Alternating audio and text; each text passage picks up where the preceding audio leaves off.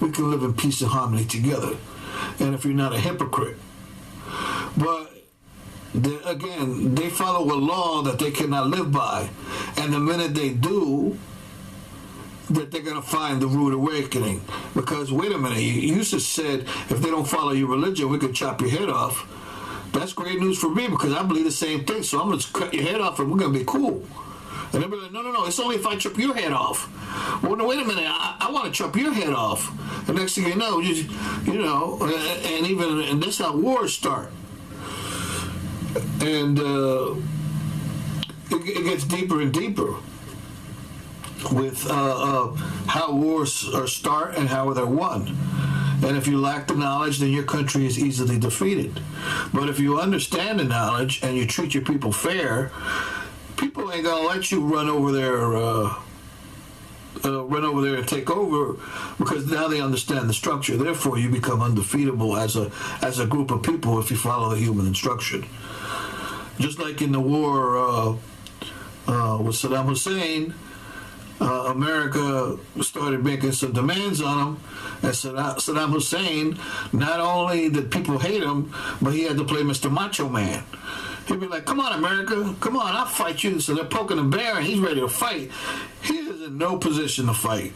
In America, they have mastered the art of war. So they'll throw in all kinds of things, and next thing you know, Saddam Hussein is throwing out bombs in the air. He don't know what's coming at him.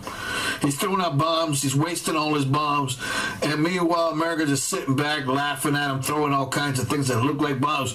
And then people in Iraq didn't like him anyway, especially he treated some of the people bad. And some of the people was like, yeah, man, so you might have your own people trying to kill you. But if he had treated all his people good, and America says, well, we're going to fight you, and you'd be like, I'm not going to fight you. You want to fight me? And then politicized it. Send a letter to everybody. Listen, I don't want to fight him. He's going to fight. We're not going to fight back. But we're going to stay united as a people. And everybody stayed united as people. And they all loved Saddam Hussein. And they were all together on the same page. It would be wasteful for America to go in there and try to conquer a people that's united in peace. Because they would go in there and they can't control anybody, and they're not going to kill everybody willy-nilly. That's not the way it works. Because there's certain rules either below or above that must be abided by. Otherwise, you're going to find yourself in the rudest awakening ever. Again, you do not let a mad dog running around trying to kill everybody. Eventually, someone's going to put the mad dog down. So, America's not stupid. They know the game. They knew he was a perfect person to hit whenever they wanted. Of course, he did a lot of shifty stuff, and they helped other countries because Iraq was just going over and defeating other countries. But it was for a specific reason that they did it. But they're not stupid. Had he been intelligent in a way and followed the code, the human instruction, and the people loved him, and he wasn't going to waste one bomb on them. He wasn't going to waste anything. And they're going to be like, well, we're going to attack you. He's like, well, do your thing. Every bomb that you hit us with is going to hit, and eventually it'll be noted in history as that these people came in there, they killed people willy-nilly, found out they couldn't conquer them because these people were strong. They would neither fight or flight. In other words, they would neither kowtow, and they would neither become as a killer like you are. And so they would stand firm. But because they didn't know the name of the game, and he had to play Mr. Macho Man, had he been an intelligent individual, it'd be like, no, we're not going to fight you. He wouldn't have wasted no bombs on him. He would have just stood his ground. Then again, he wouldn't have attacked other countries, and he would have learned how to persuade others to join him, because people want to see, well, how come his people are so happy? How come they're so well fed? Why is his streets all cleaned up? And, in other words, helping society as opposed to just helping himself build that new mansion or whatever he was building over there, trying to bring back the old ways that's dead and gone, and creating the same negative structures that they had before. In other words, there was a reason why it failed in the past, so he was just regurgitating the same destructive structure. So these wicked individuals, they're hypocrites. They have a mental disregard for justice. They disregard righteousness. They disregard truth. They disregard honor and virtue. Evil is in their thoughts, in their actions, and lust and depravity and criminally.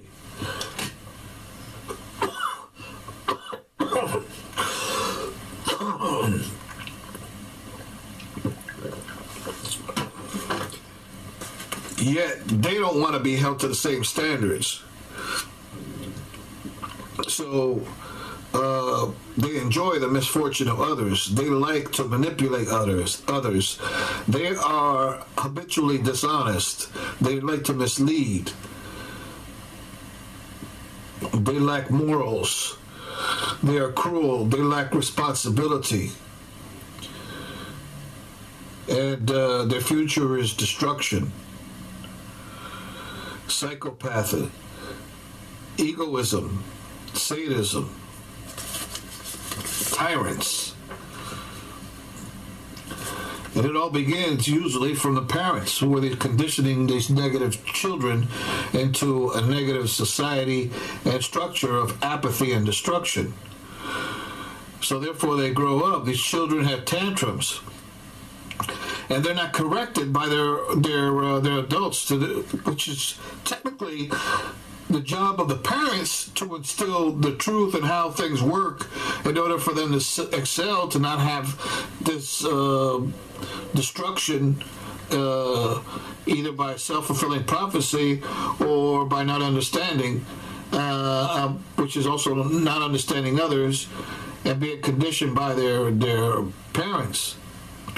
So they do not know how to handle their own emotions. So they're out of control, claiming that they control. They grow up to be adults, who then have these continuous tantrums, and they pout and they want their way, regardless of who they hurt, and regardless.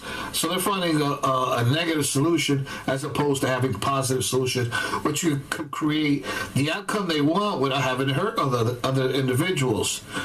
So they create problems in society, and they have problems in society. They create problems in their relationships and their families, and because their parents aren't helping them, or just making it worse. Sometimes they sacrifice their parents, and the parents sacrifice them up to certain points in order to reap whatever they have, because it's just take. And some of them will just be learning these ways of negative projections just to say, oh, well, I have to vent. But you don't have to vent in that direction, and you can vent in different ways. And their venting is equal to their negative conditioning. So their solutions is a part of the problem, and their problem is part of the solution, because they're negative solutions. So it's problem after problem after problem. But there's a difference between negative conditioning and a positive conditioning. And so positive conditioning is a positive correction, and positive conditioning is a positive procedure. One is constructive and the positive structure, like the positive structure, and the other is destructive, as in a negative structure, and will not feed into the negative, and the other is a slave of the negative. One is the control of self, while the other one has no control of self. So you're talking to these negative individuals, and all their mannerisms, their words, the sounds, the way they vibrate, their body language, and it's so selfish, it's disruptive, and it's destructive.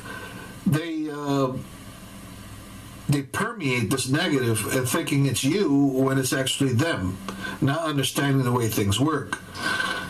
Even when it's the other person is the negative, that doesn't mean it's going to permeate you. That's just going to mean that they're going to further show their lack of control, because you have control of self. So they're looking at your body language, if it's positive, and they may get you to feel overly self-conscious by every twitch and every move you look. They're specifically looking and waiting for you to be negative, and they're perceiving things as negative when there's no need to perceive things as negative. and they're making it out to be negative. And when you ask them, well, what's the reasoning behind it, they'll say exactly the way things weren't. That's why a lot of times they have serious problems about you recording them, even though everything's being recorded all over the place. But they're just using them because they know what kind of person they are, and they want to continue lying, and that will let them. It will expose who they are, their character, their being. So they have negative reasoning and these negative beliefs, always argumentative. They're disagreeable over the conversation. You're just sitting there just trying to be all nice, but instead of being a pleasant conversation, we're going to argue and make it out to be a negative. So if you sit down and immediately they're just contradicting what you say, oh, it's a pleasant day, and they'll be like, oh, I think it's kind of awful today. Or those are nice shoes. Oh, these are terrible shoes. Or I like your tie. No, this is the ugliest tie I got. Whatever you say, it doesn't matter. That's a blue shirt. Oh no, I think if it's more of another color, they'll say, or whatever, okay, turquoise, or it doesn't matter what the color they say, but just disagree and disagree and disagree and disagree, and then you're like, and then they say something and you just say what they said, and then again they disagree. So it doesn't matter what you say. People around that, these are her people. You can either say, hey, why are you disagreeing with me? Are you okay? Everything. And then they may just want to start a fight. The minute they start raising their voice, acting a fool in mid-sentence, it depends what you want to do, because sometimes the spirit might tell you to, put it on them. And when you put it on them, they're going to be like, damn, I didn't mean to upset you down. Just put it on them, and then it'll be like, maybe they'll learn. Or when they see you next time, they're going to be like, oh, hello, Mr. or hello, Miss, whatever, and treat you a lot more pleasantly because they know you know. And sometimes that frightens them because they know you know. And then again, you will know. So it behoove you to know who you're dealing with, because these energies are at play and they're greater than you are. You're just playing along and following and trying to understand it. You're just barely learning how to walk. So they come across a lot of people that's usually the same flow or the ignorant. But once the positive master rolls into the picture, they're going to be like, oh, man, that guy's there. That woman's there. And you're going to see the whole room shift. Everybody change.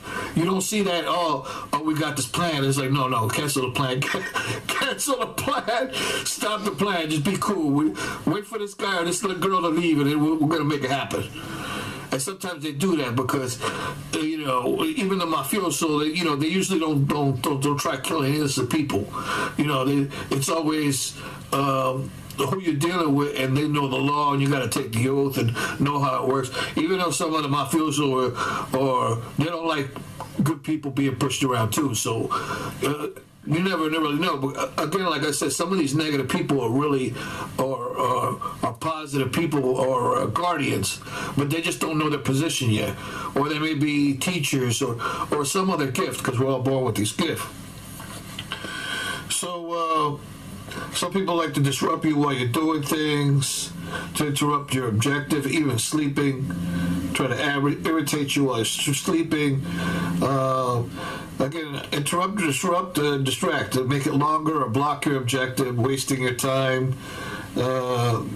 Overly talk or trying to get you to overly talk. If you talk way too much in a conversation, you may start causing yourself anxiety.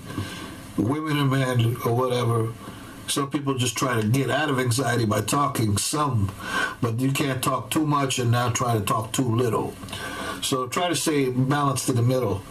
And so, you want to keep a track of what you're saying, because some people just shut up the minute you start talking, because they're trying to get you to talk and talk and talk, and they won't say a word, just try to get, and then you'll be like, well, wait a minute, is this person listening to me, or what's going on?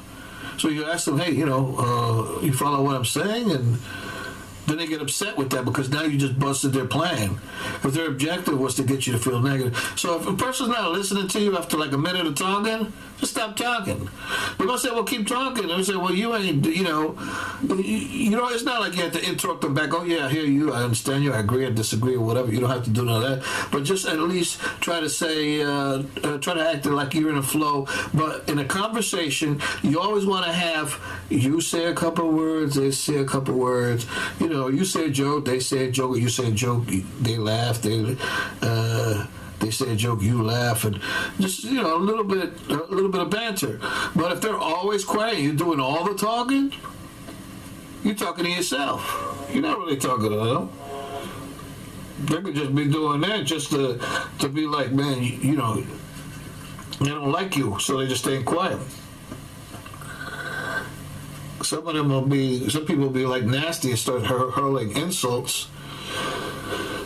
And they'll just be disrespectful to you, and yet they want to talk to you. So they'll be disrespectful to you. You say, okay, that's my cue to go. I got to go. Oh, no, don't leave. I said, you're being disrespectful to me. You want me to stick around for this? Because you don't want to insult them back because then you're playing your game. Or you try to tell them. Then that'll help out as well. But,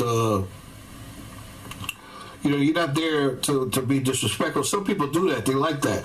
They're disrespectful to you, and you're disrespectful to them, and they just insult one another, and they like that kind of banter. But that's not the positive way, because then what you're doing is you're starting to enjoy hurting one another, and that's when you get these people that they go into that kind of relationship where they start hurting one another, whether she beats him or he beats her, and it's only a matter of time before the wrong energy clicks a little too much, and next thing you know, it's a major problem. Some negative people are doing their best to be nice to you just so they could trick you later. One of the most weirdest things I've heard is when a guy said, oh, I could be with you and totally hate your guts. And the minute I heard that, I'm like, man, he just told me what kind of person he is. When you could tell somebody, oh, I could be with you and totally hate your guts, I'm like, man, I'm leaving. He just telling me that he can be with me and hate my guts. But he could be like, no, I don't mean you. But yes, he means you. He means everyone. Because if he would say, man, if I really didn't like you, I wouldn't at least say a word to you.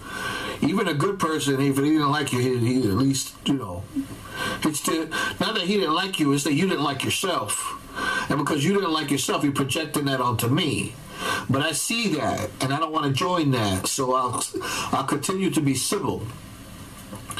But I won't do that. I won't hurt you like you're trying to hurt me, because that's ignorance. That's take energy, and which again you're not going to feel enlightened, but darkened. And they're all what they call mitzvahs or positive structure in order to stay structured highly to maintain this it's pure enlightenment. So some people like to say that they're leaving, but they don't leave. Well, I'm leaving, and they start yelling at you. I'm leaving, I'm gone. And they're still yelling at you. They've never left. You're better off, by the time they say they're leaving, just walk away and just get away, if you're in that position. I call that position, location, direction. So automatically, if they're negative face, you don't stare at their face because they're negative, they're angry. You just don't get into that. Sometimes, you may want to get into, depending on what the spirit says or how you're rolling into it and how you want to end objective. Because it really does work with you choosing and understanding the positive. It'll help you to have a better interaction and better choices. There are some people that hurl insults at you unprovoked. You don't know them for nothing. They're just hurling insults at you. Which you don't insult back. But some people are ignorant. As soon as you say something bad to them, they're ready to fight and square off. But if they say something hurtful to you and you don't know them, just look at them like, are you okay? Just that look saying, are you okay? They're like, oh, this guy's not going to play this game. They know that you have the control over yourself that they do not, that they lack. But sometimes some of them have that control over themselves, but they're just doing that to see how far they can control you. The they lie about whatever's happened. They lie about the past. They lie about what's going to happen. They lie about what your objectives are. They're being deceptive. They're too arrogant. Some of these people. Again, there's the confusion, the mumbling, and lying about time, because that's the way the negatives work, is through time, through energy.